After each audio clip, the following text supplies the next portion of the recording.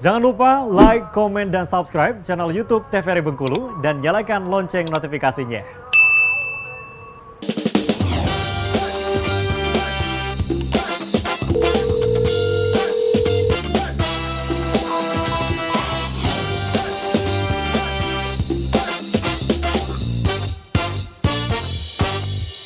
Bedahnya kan. Baik pemirsa, terima kasih Anda kembali menyaksikan Dokter Kita hari ini masih dengan tema kita stroke. Tadi juga sudah dijelaskan oleh Dokter Reni membahas mengenai ketiga jenis ya dokter ya. Iya benar. Dari ketiga jenis ini yang paling sering dijumpai adalah yang non hemorrhagic. Ya, yang Betul. paling sering. Dari ketiga kalau berdasarkan data ya, paling sering itu 80 kasusnya karena non hemorrhagic. Dari ketiga jenis ini ada kemungkinan untuk sembuh dokter? Kalau sebenarnya penyakit-penyakit kayak gini nih kalau sembuh ibaratnya dia udah punya faktor. Jadi bukan sembuh sih, tapi kita mengontrol supaya dia nggak makin parah gitu kan. Kan stroke itu kita bilang ada yang dianya membaik nih dalam waktu 24 jam kategorinya. Ada juga yang nggak membaik gitu kan. Kalau misalnya nggak membaik berarti kan dia kan lama. Berarti kan prosesnya udah terjadi ini kecacatan kelumpuhan ya. Jadi kita mengontrol supaya dianya nggak makin parah. Karena kalau misalnya terjadi serangan lagi nggak terkontrol biasanya itu akan lebih memperburuk keadaan pasiennya gitu. Biasanya ada pengulangan seperti itu diakibatkan oleh apa dok? Tadi kan dia punya faktor resiko nih, faktor resikonya nggak dia kontrol.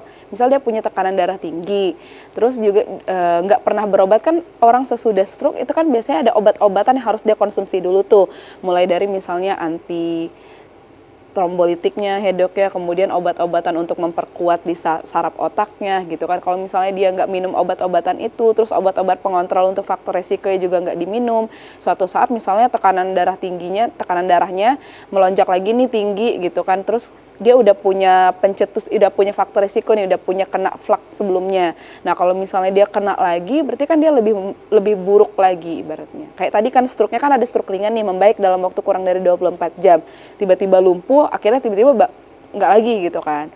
Nah terus kemudian besoknya kalau misalnya dia berulang kembali itu akan lebih parah. Biasanya dia nggak cuma datang dengan kelemahan aja, biasanya udah dengan mulut mengot tambahannya, atau misalnya bukan cuma sekedar lemah tapi udah nggak bisa digerakin sama sekali, lumpuh lah ibaratnya. Oke dokter, kita kembali ke materi.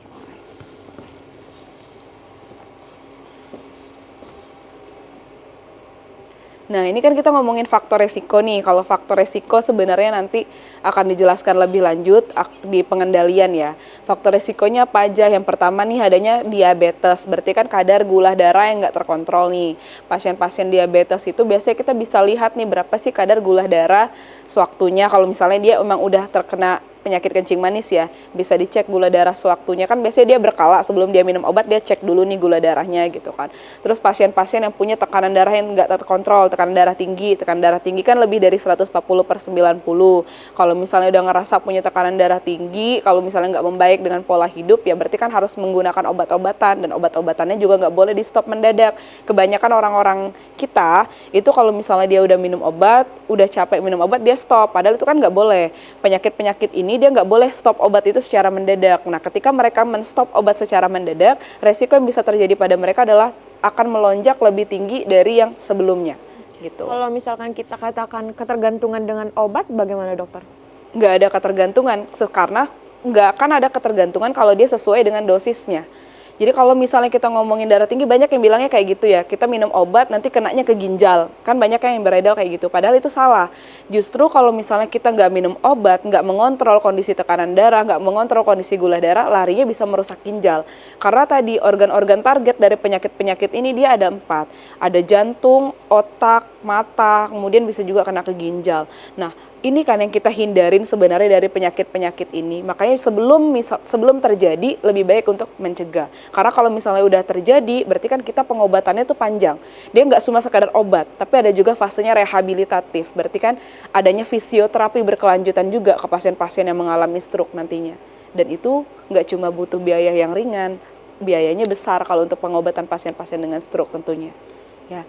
Nah, ini juga ada faktor resikonya merokok, karena kan merokok tadi ya, dia juga bisa memunculkan terjadinya plak pada pembuluh darah. Kemudian ada faktor resiko adanya gangguan irama pada jantung.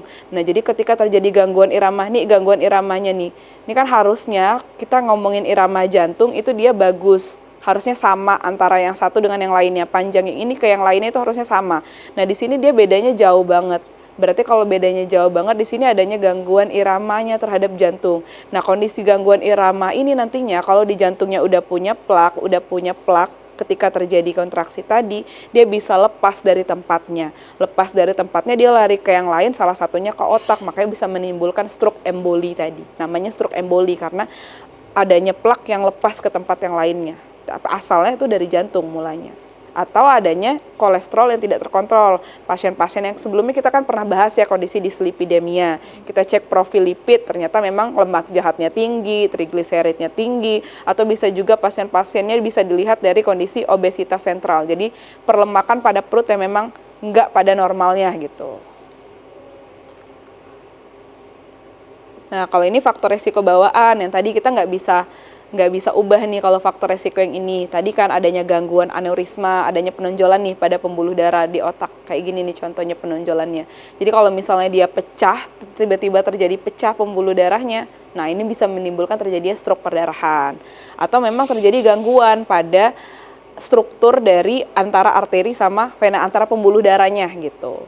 Kalau dari faktor resiko bawaan ini ada kemungkinan dia terjadi pada anak kecil, dokter?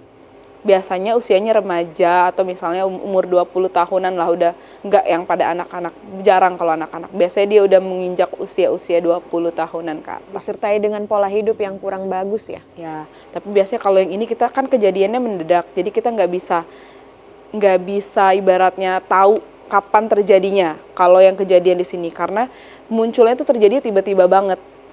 Pecah pembuluh darah itu kan nggak bisa kita pastikan kapan gitu.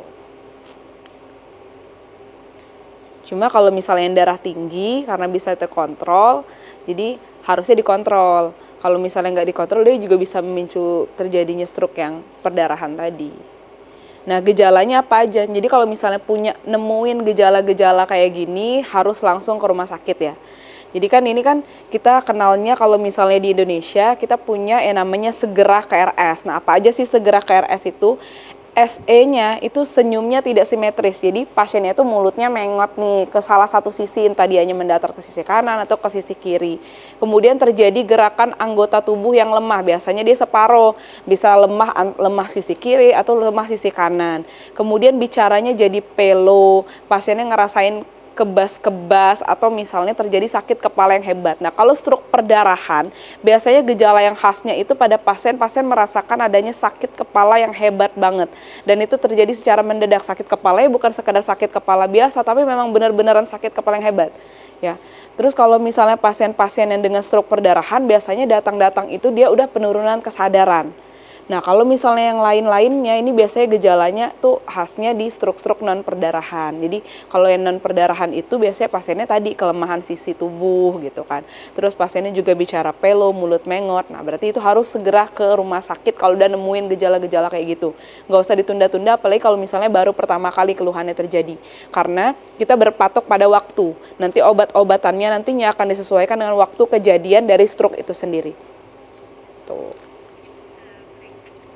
Nah, kalau misalnya di luar negeri itu kita pakai metodenya tuh FAST. Jadi kalau FAST itu sama aja sih sebenarnya dengan yang segera KRS tadi. Kalau FAST kan dia ngomongin face-nya, mulutnya mengot, terus tuh pasiennya juga bicaranya pelo, kemudian arm weakness berarti kan kelemahan terhadap sisi tubuh, bisa ke tangan, ke kaki, kemudian pasiennya jadi susah untuk bicara. Susah bicara tuh maksudnya tadi bicaranya kayak cadel. Jadi kalau ngopelo tuh kayak dia kalau ngomong cadel orangnya. Sebelumnya dia nggak kayak gitu, jadi kayak gitu. Jadi yang dilakukan adalah time to call. Jadi maksudnya segera datang ke rumah sakit kalau misalnya udah kena gejala-gejala kayak gini, ya. Nah, sebelum kita lanjut, kita harus jeda terlebih dahulu. Boleh, Oke, pemirsa jangan kemana-mana, tetap saksikan Dokter Kito bersama Kito Sehat.